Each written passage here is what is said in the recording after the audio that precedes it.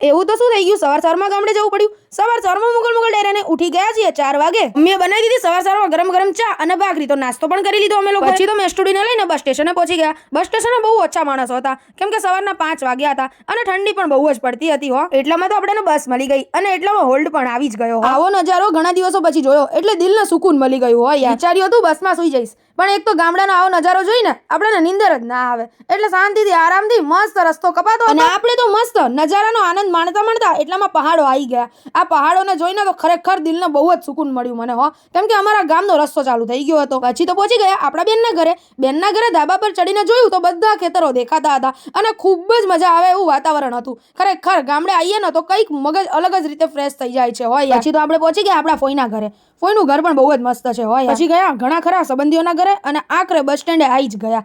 બસ સ્ટેન્ડે પણ ખૂબ જ મજા આવી ગઈ હો અમને તો, કેમ કે કલાક સુધી તો વેઇટ કર્યો બસનો. આખરે બસ મળી જ ગઈ. એટલામાં મારું ગામ પણ આવી ગયું. ગામને જોઈને ખૂબ જ અલગ સુકૂન મળે છે હોય યાર. બસમાં ખૂબ જ ભીડ હતી તો ઊભા આવવાનું હતું. એટલામાં સ્ટોપ આવ્યો તો હું તો કંડક્ટરની સીટ ઉપર બેસી જ ગઈ હો. અને પછી તો અમે લોકો કેબિન ઉપર બેસી ગયા. એટલામાં મહીસાગર નદી પણ આવી ગઈ અને કેબિન ઉપર બેઠા નાસ્તો કરતા હતા. ડ્રાઈવર અને કંડક્ટર ખૂબ જ સારા હતા હો યાર. બસનો સફર ખૂબ જ સારો હતો યાર. ધીમે ધીમે કરતા કેબિન ઉપર બેસતા પણ સફરને પૂરો તો કર્યો જ આખરીમાં. અને આવી જ ગઈ આપણી જગ્યા. એટલામાં તો બસને પણ વિદાય આપી દીધી. ખરેખર યાર ડ્રાઈવર એટલા મસ્ત હતા ને અમને લોકોને જગ્યા પણ આપી દીધી અને નાસ્તો પણ કરાયો. આખરીમાં ઘરે પહોંચી ગયા અને વચ્ચે ભૂખ બહુ લાગી હતી એટલે પકોડી ખાઈ. દિવસને વિરામ આપી દીધો. મળીએ પછીના નવા મિની વ્લોગમાં. ત્યાર સુધી ફેમિલીના જય હિન્દ જય ભારત.